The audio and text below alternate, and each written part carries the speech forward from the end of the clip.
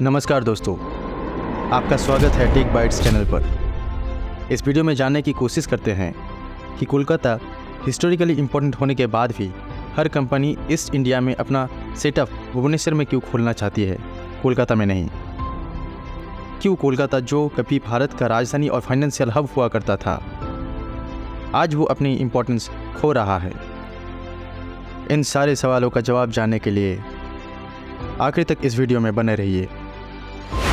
दोस्तों, कोलकाता जो कभी भारत की राजधानी और फाइनेंशियल हब हुआ करता था, आज वो सिटी ऑफ जॉय बनकर रह गया है। जो शहर कभी बहुत महत्वपूर्ण था, अब ईस्टर्न इंडिया में अपनी पकड़ खो रहा है। इसका फ़ायदा सीधा उड़ीसा की राजधानी भुवनेश्वर को हो रहा है और अब भुवनेश्वर एजुकेशन और बिजनेस हब बनकर उभर रहा है। कोलकाता एक पुराना शहर है, जबकि भुवनेश्वर एक नया प्लान्ड शहर है जिसे 1948 में बनाया गया था। इसे जर्मन आर्किटेक्ट ओटो कोनिग्सबर्गर ने डिज़ाइन किया था। ब्रिटिश इंडिया में उड़ीसा की राजधानी कटक थी, जो बाढ़ से प्रभावित रहता था, इसलिए 1949 में भुवनेश्वर को उड़ीसा की राजधानी बना दिया गया। अगर इकोनॉमी की बात करें तो कोलकाता एक मेट्रो सिटी है, जबकि भुवनेश्वर एक टियर 2 यानी छोटे दर्जे का शहर है। लेकिन पिछले कुछ सालों में भुवनेश्वर की ग्रोथ कोलकाता से भी ज़्यादा हुई है। 1947 के बाद कोलकाता, जो कभी इंडिया का कॉमर्स, कल्चर और पॉलिटिक्स का सेंटर था, धीरे धीरे पॉलिटिकल वायलेंस और इकोनॉमिक स्टैग्नेशन के कारण अपनी इम्पोर्टेंस खोने लगा है। पार्टीशन के बाद बांग्लादेश से आए हिंदू रिफ्यूजी ने यहाँ आकर बसना शुरू किया, जिससे कोलकाता का राजनीतिक परिदृश्य बदल गया।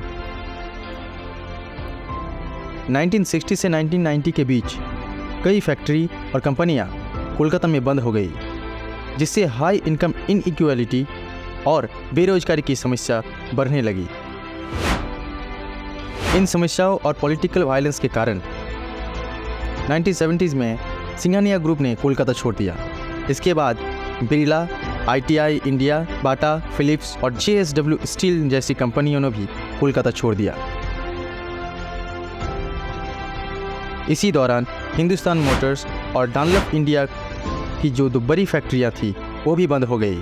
हालांकि 1990 के बाद गवर्नमेंट पॉलिसीज़ में कुछ सुधार आया, लेकिन आज भी कंपनियां कोलकाता में फैक्ट्री खोलने में कंफर्टेबल फील नहीं करती है और इसका फ़ायदा सीधा भुवनेश्वर को मिल रहा है।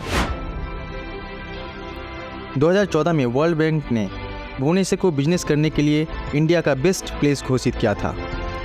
टूरिज्म भी भुवनेश्वर की एक बड़ी इंडस्ट्री है। 1990 से पहले भुवनेश्वर की economy retail, small scale manufacturing और हैंडीक्राफ्ट पर निर्भर थी, लेकिन 1990 के इकोनॉमिक लिबरलाइजेशन के बाद यहाँ telecommunication, IT sector, real estate, higher education और हॉस्पिटलिटी सेक्टर में भी तेज़ी से ग्रोथ हुई है। भुवनेश्वर में हाई स्किल्ड वर्कर और क्वालिटी टैलेंट के कारण यहाँ रोजगार में भी ग्रोथ देखी गई है।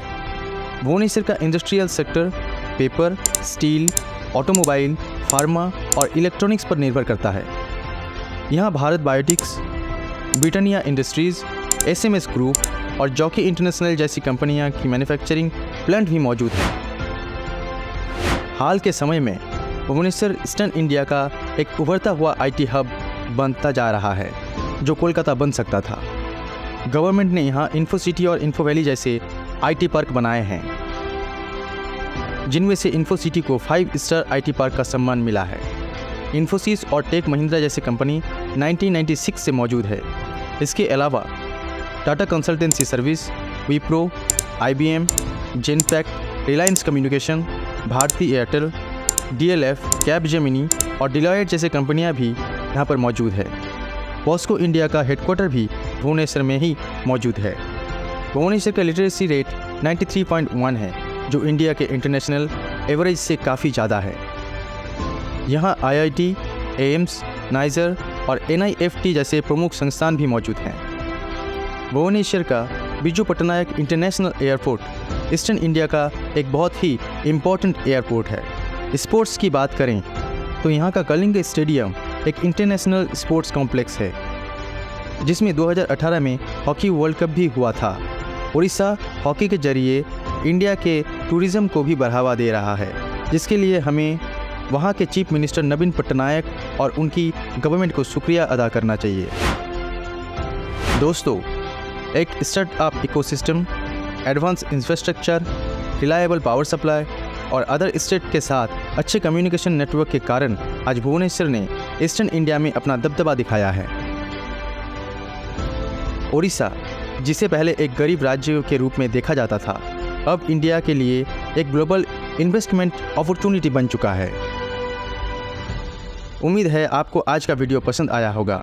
मिलते हैं अगले वीडियो में, तब तक के लिए मेरी तरफ से bye bye. Thanks for watching this video.